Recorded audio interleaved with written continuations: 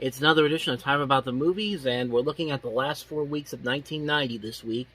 And by the end of the week, we'll be jumping into a new year, 1991. But like I said, we still have 4 weeks worth of movies to look at, and we've got three of them to look at today. So let's go ahead and get right into it. Let's start with the biggest new release of the week, the top grossing new release of the week, and that was Clint Eastwood and Charlie Sheen in the action buddy cop comedy, The Rookie.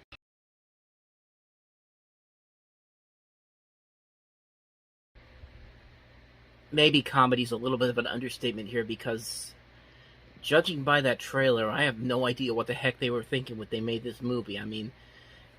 Just wow, that trailer was just all over the place, and honestly, the movie is kind of like that too. It's just like if you thought that another 48 hours would be the bottom of the barrel for these action buddy cop movies, Clint Eastwood and Charlie Sheen say hold our beers because yeah, this was a rough movie. I mean, it just doesn't make any sense whatsoever. It's like one of those movies where it's like you have the right idea, you've got the basic gist of what you need to do to make a really good movie based off of these. You have two likable actors here, Clint Eastwood, Charlie Sheen. Eastwood's directing it. Usually when he directs a movie, there are more hits than misses, but this is a real misfire for him trying to cash in on the popular trend of the time, which was the buddy cop action movies. And most of them by this point weren't really doing all that well. Like for every 48 Hours, Midnight Run, Lethal Weapon, you get a movie like this, or Renegades, or Downtown, just these movies where they try to get the basic formula down, but they don't have a good enough script to keep it as on its own, make it stand out on its own. That's what I'm trying to say. And the casting here makes no sense at all. You have a Puerto Rican actor in Raul Julia and a Brazilian actress in Sonia Braga, and you cast them as Germans. And you also have a really off scene in Clint Eastwood actually having a rape scene with Sonia Braga. It's just like, what is this movie? Like, what are you trying to do here? And it's just like, it's a mess of a movie. It's a mess of a movie to say the least. They took an idea that could have been so easy to work as well as it does, and unfortunately, it doesn't work that well. Yeah, you've got some scenes where the action sequences are okay, and some of the stunts are very good. Even some of the cheesy moments in the film, like the scene, you see the scene in the trailer where Eastwood's standing on top of Raul Julia and he's giving the kill line before he kills him off, because that's what happens in the next scene. Something like that is like funny for like a cheesy, over the top movie of its kind. But when you have these other elements in here that just make it completely, it's a mess of a movie. That's what I should be saying. It's a mess of a movie. It's a big disappointment considering the talent aboard here. It's just not a good movie, man. It's just not a good movie. And I believe this was the last film Eastwood did before he really came back in a big way with Unforgiven about 2 years later. I could be wrong on that, though, but I believe that this was the last film before Unforgiven came out, and we'll eventually get into that one in about a couple of years from now. But yeah, that's my thoughts on The Rookie. Just not a very good movie. Let's move on to a much better movie, and that is Tim Burton's Edward Scissorhands.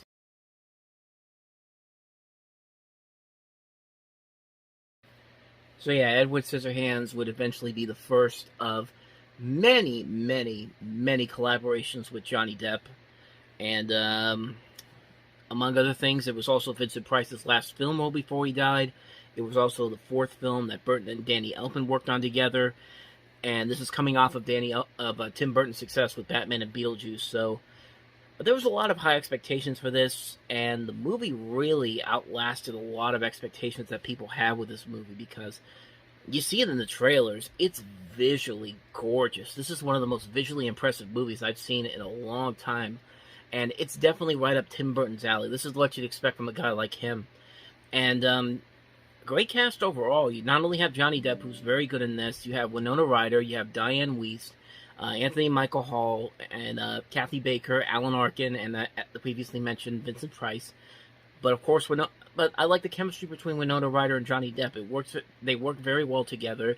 Their scenes flow together very well. They have these great moments where the music just plays together so well. And it's just, like I said, it's just a gorgeous movie to look at. It's a weirdly gorgeous movie that no matter what way you watch it, if you watch it on videotape, if you watch it on the internet, if you watch it on Blu-ray, DVD, 4K, whatever, it just looks incredible. It still holds up to this very day. The production value on this still holds up almost over 30 years later, and it's just a great movie, man. Like Johnny Depp really like gives his one of his greatest performances with this movie, and it just showed how great of an actor he can really be, and he would eventually show in the years to come after this. And honestly, I really don't have anything more to say about this movie. It's a masterpiece of a movie. It's a fantastic film. Edward Scissorhands. If you haven't seen it already, you gotta go out and see it, man. So, yeah, that's Edward Scissorhands. So, let's move on to the last movie, and that is Stephen Frears' The Grifters.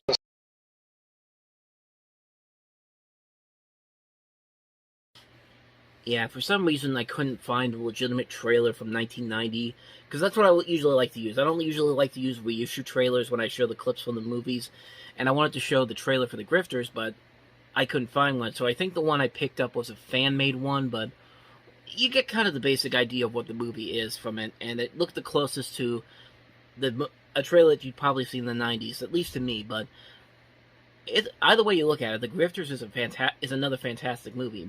Much more underrated than I think a lot of people would give it credit for. Like it did very well critically back in 1990. It was a minor box office success.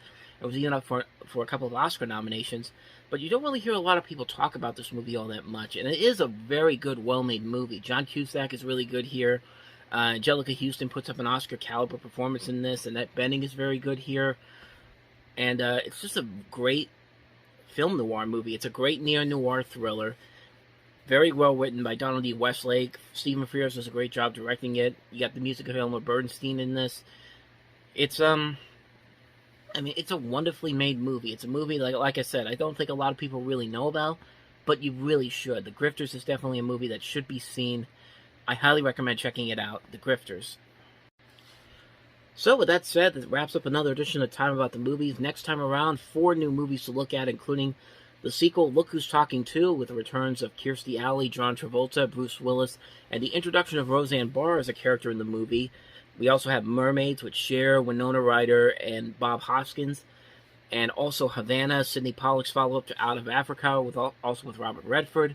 And also The Sheltering Sky. So 4 movies to look at next time around, and we'll definitely do that the next time around. So thank you guys for watching. And as always, if you want to see more videos like this, check out the playlist on the next page. Check out the previous episode. And I'll see you guys tomorrow for another video. So thank you for watching. I'll see you guys tomorrow. And until then, take care.